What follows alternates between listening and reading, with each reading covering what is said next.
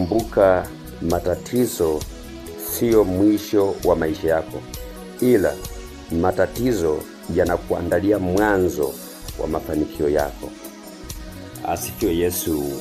Watu wa Mungu, ni mara tena nimerudi kwako, na leo nimetaka kuzungumza na yule mtu ambaye anapitia changamoto, yule mtu anayeona ya kwamba amefika mwisho, amekata tamaa kabisa.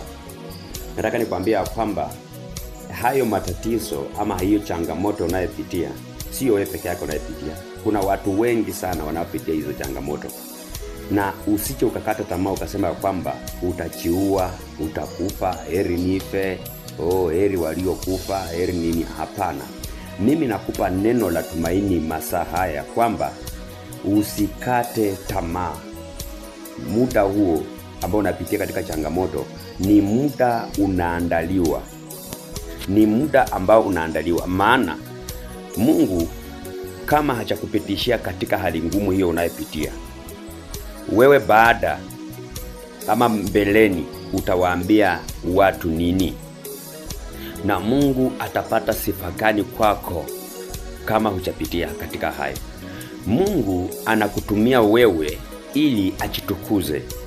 Kwa mfano, tunapoangalia mtumishi wa Mungu Ayubu, Mungu hakuzuia magonjwa ya mkute nani? Ayubu. Sababu gani? Mungu alitaka magonjwa ya mkute Ayubu ili Mungu ajidhihirishe kwa ukuu wake kwa kumponya nani? Ayubu. Mungu hakuzuia Danieli kutupa katika nini? Tundu la simba. Lakini yule Mungu mwenyewe hakuacha kumuokoa Danieli kutoka katika tundu la simba. Yaani unamaanisha unawezamini ya kwamba Mungu angeshindwa kuzuia Danieli asitupwe katika tundu la simba? Iwapo alifanya simba wacheze na Danieli, simba wasimule Danieli, na yule Mungu tu, kweli tukijiuliza tunaweza sema kwamba Mungu angeshindwa kumzuia Danieli asianguke kwenye tundu la simba? Hapana. Mungu anaruhusu lile changamoto likuje kwako ili achitukuze kupitia kwako. Mtu wa Mungu, yale magonjwa ambayo unayapitia hayatakuzidi wala hayatakulemea. Bora tu usimwache yule Mungu wako. Tatizo ni kwamba unaposidiwa, unapopitia changamoto, unaona kwamba Mungu amekuacha. Hapana, Mungu hajakuacha. Mungu anataka kuchunguza ama kuona ni nini kilicho rohoni mwako. Maana watu wengi wanapofika katika matatizo na changamoto, hapo ndipo wanaroboka. Wanazungumza sasa yaliyo ndani ya moyo wao. Bwana asifiwe. Sasa nataka nikwambia kwamba wakati wowote ama unapopitia katika changamoto, huenda ni magonjwa, huenda ni hali ya kifedha, usiseme kwamba Mungu amekuacha. Mungu hajakuacha, ila Mungu anataka achitukuze kupitia kwako.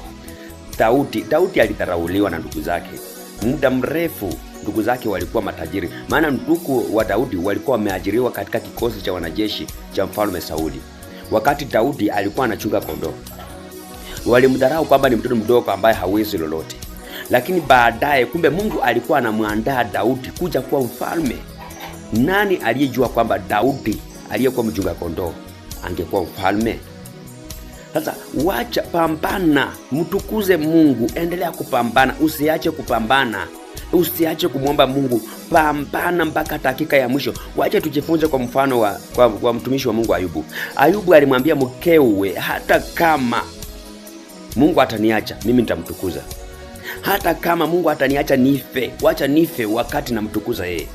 Hapo ndipo Mungu alipata furaha moyoni mwake, akasema, huyu mwanangu ananipenda, nami sitaacha afe, sababu ni yeye aliye mwaminifu. Ninapomwacha Ayubu afe aliye mwaminifu wangu, nitampata wapi mwingine kama yeye? Je, na wewe unayeteseka, wacha na Mungu pia achitukuze kwa kumwabudu. Licha ya kuwa unapitia katika hali ngumu, lakini wacha Mungu achitukuze. Siku moja wewe uliye maskini, unayeteseka, hata hauna chakula, unatafuta, hata unatamani tu shilingi 5 mfukoni na upati, kuna wakati utakuja kumshauri mwingine ambaye atakuwa hana hiyo shilingi 50, hana hiyo shilingi 5, hana chakula. Kuna wakati utakuja kumwambia, hata na mimi kuna wakati nilikuwa nalala njaa, hata na mimi kuna wakati nilikuwa sina mavazi, hata na mimi kuna wakati nilikuwa natembea kwa mguu. Lakini sababu ya uaminifu niliokuwa nao kwa Mungu, amenilea, amenibariki. Tazama, nilikuwa sina chakula, sasa katika ghala yangu chakula kimejaa. Nilikuwa sina mavazi, sasa katika begi langu mavazi yamejaa. Nilikuwa sina nyumba, tazama niko na ghorofa. Nilikuwa natembea kwa mguu, hata baiskeli sina, tazama sasa hivi natembelea kwa magari makubwa makubwa ambayo ni yangu na miliki mimi. Nilikuwa sina shamba, sina pahali hata pa kulima, pa kufanya kitu chochote, lakini sasa hivi nimebarikiwa na mashamba. Kwa nini? Mungu alikuwa na uaminifu kwako. Mungu alikujaribu. Bwana asifiwe. Hata unapoona baadhi ya wazazi wengi, kabla ampee mtoto wake kitu cha kurithi, huwa anampima, aone mtoto huyu ninapompa gari hili atauza ama atalitumia, ninapomkawia hili shamba atauza ama atalitumia ili apanue maisha yake. Na wewe, Mungu ni baba yetu, na kabla Mungu akupe kitu chochote maishani mwako, ni lazima upimwe. Bwana asifiwe. Sasa huu ni wakati unapimwa.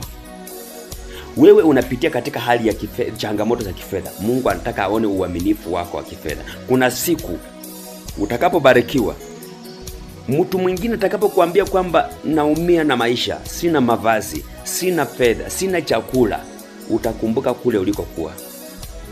Hutawaacha watu wanaoumia wateseke, sababu ulikuweko, unaelewa vile kunakuwa, unaelewa vile maumivu yale yalipo. Bwana Yesu asifiwe.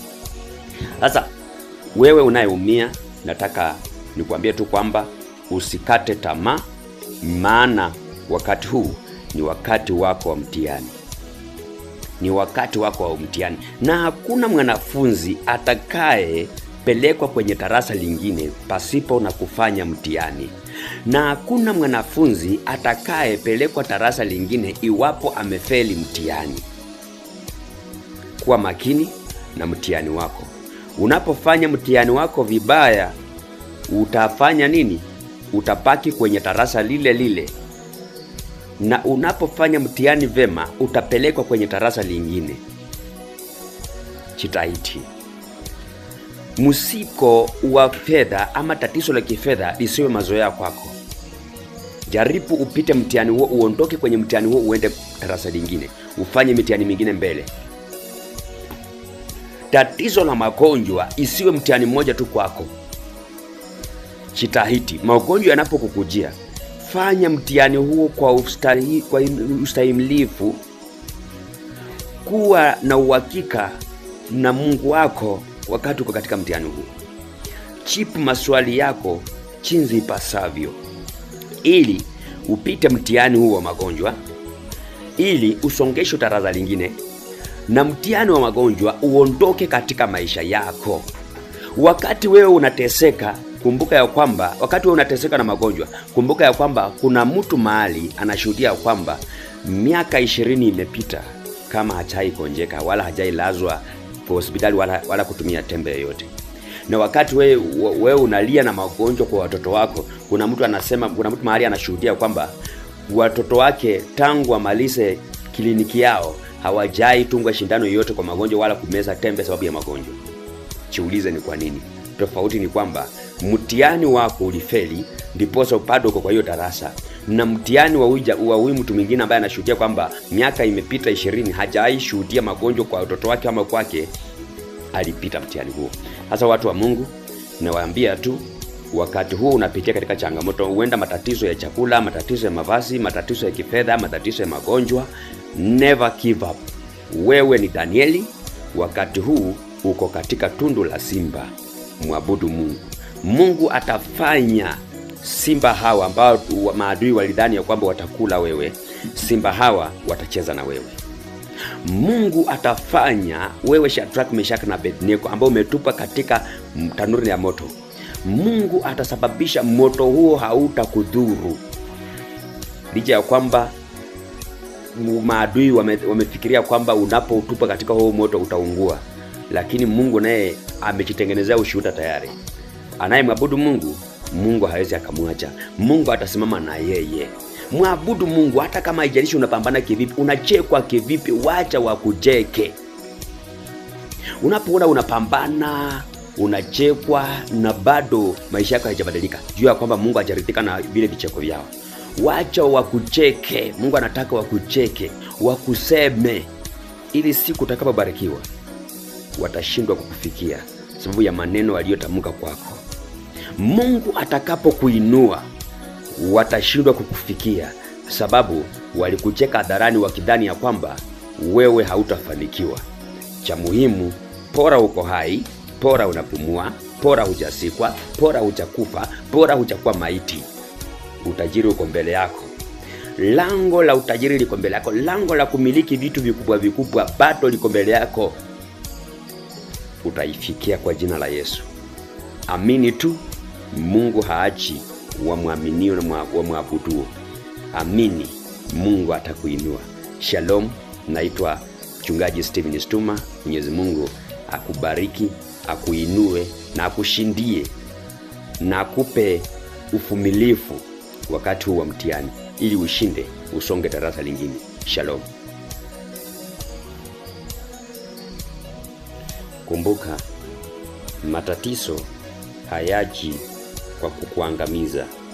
Matatizo yanakuja kwa kukuandaa kwa jambo nzuri lilo mbele yako. Shalom.